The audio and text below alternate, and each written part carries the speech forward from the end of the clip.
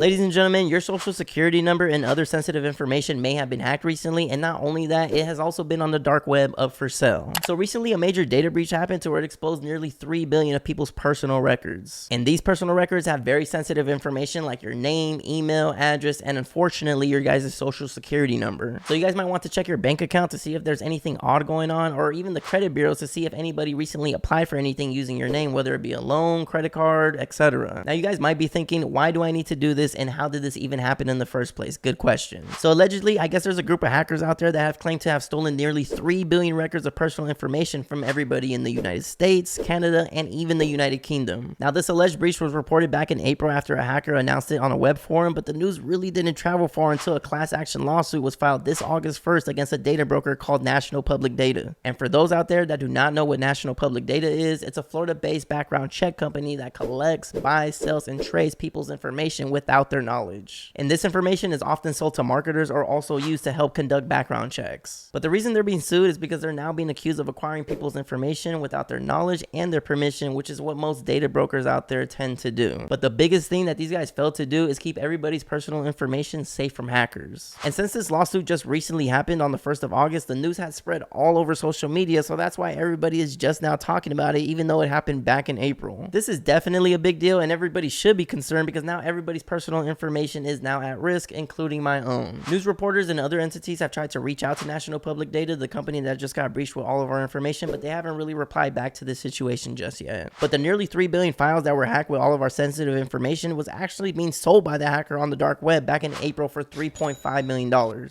And again, this is everybody's personal information that resides in the United States, the United Kingdom, and even Canada. And you would think when you first heard this news that maybe somebody out there broke through the United States federal government records or something of that nature, but no, that did not happen. This is literally just a third-party company. I know the name National Public Data seems like a federalized group or something of that nature, but no, that's not the case at all. This is literally just a private group that scrapes all of these public records with our information on it across the United States, and they then download them so that way they can sell it. So not only was our personal information being sold without our consent, but it has now reportedly been released on the dark web for free. It's very unfortunate that something like this has happened and we have very little to no control over it, but there are a few things you guys can do to protect yourself from this so that way you guys' personal information stays safe. So make sure you guys take these precautions that I'm getting ready to talk about right now, because if somebody out there has your information, they can literally use your own name to apply for things, whether it be a new credit card, a mortgage, an auto loan, you name it. So the first thing you guys are going to want to do is add fraud alerts to all 3 major credit bureaus, Equifax, TransUnion, and Experian. You can contact any of the 3 credit bureaus to place a fraud alert, and once you guys have done that with one credit bureau, that bureau will send a request to the other 2 credit bureaus to do the same, so you don't have to contact all 3 in order to do this. But if you guys want to, then you can set this up each individually if you guys would like to. Another thing you guys can do though to prevent identity theft from happening is freezing your guys' credit. Whenever you guys freeze your credit, this prevents any new kind of loans or new credit cards from being approved, whether it's legitimate or not. A credit freeze is when you block access to your credit report, so that way you can protect yourself against scammers attempting to access your credit report and open fraudulent accounts. So if you guys have your credit frozen, a creditor cannot see the data that is required in order to approve you for the application that is currently being applied for. But the way how you would even freeze your credit is to contact all 3 major credit bureaus individually. You guys can either call them, or another thing you can do is just freeze your credit online through your guys' profile that you have with each major credit bureau. And it's a really fast process that really doesn't take too much of your guys' time. And just so you guys know, these credit bureaus must place a freeze on your guys' credit within 1 business days, whether you guys talk to them on the phone or if you guys are doing it online. You can also submit a request to freeze your credit by mail, but if you guys do this, it will take about 3 business days to freeze your credit after receiving the mail request. So this could take all the way up to a week just to freeze your guys' credit, so I definitely wouldn't recommend that you guys take this route. But once you guys end up doing a credit freeze, this is going to stay in place up until you guys lift it. So if you guys need to apply for something, then just go ahead and unfreeze it, aka thaw your credit temporarily, and then go ahead and freeze it back once you guys are done. Another thing you guys can actually do though is lock your credit, which is something that I personally do all the time. In fact, my credit is locked right now. By doing this is also going to block access to your guys' credit report, but there are going to be some major differences between a credit freeze and a credit lock. Credit freezes are mandated by federal law and they're definitely free, to where credit locks are a product that are offered voluntarily by a credit bureau who may charge you a fee. Like for me personally, I pay $24.99 a month for an Experian subscription package, so that way I can lock and unlock my credit anytime I desire to with just one touch of a button. So I definitely recommend the subscription package, and no, I'm not getting paid to say this. I'm just letting you guys know because this is what I personally use myself. And I understand not everybody wants to pay the subscription every month, so if this is you, then just go ahead and go with the credit freeze instead of getting a credit lock. Now, a thing some of you guys might say is, if hackers have your personal info, won't they just unfreeze your credit after you freeze it? And my answer to that is once you have associated your phone number and email address with the credit bureau's information, it makes it significantly harder for someone to gain access. And I'm not saying this is 100% going to work, but it's better to have some defense of versus having nothing. Let me know in the comments below, what do you guys think about all of this, and if you guys have already taken any precautions in order to take care of yourself. I would like to know. But if you guys made it to the end of the video, we are at 47,580 subscribers at the time of this recording, so I do appreciate all who watch. I do post weekly videos for those that don't know,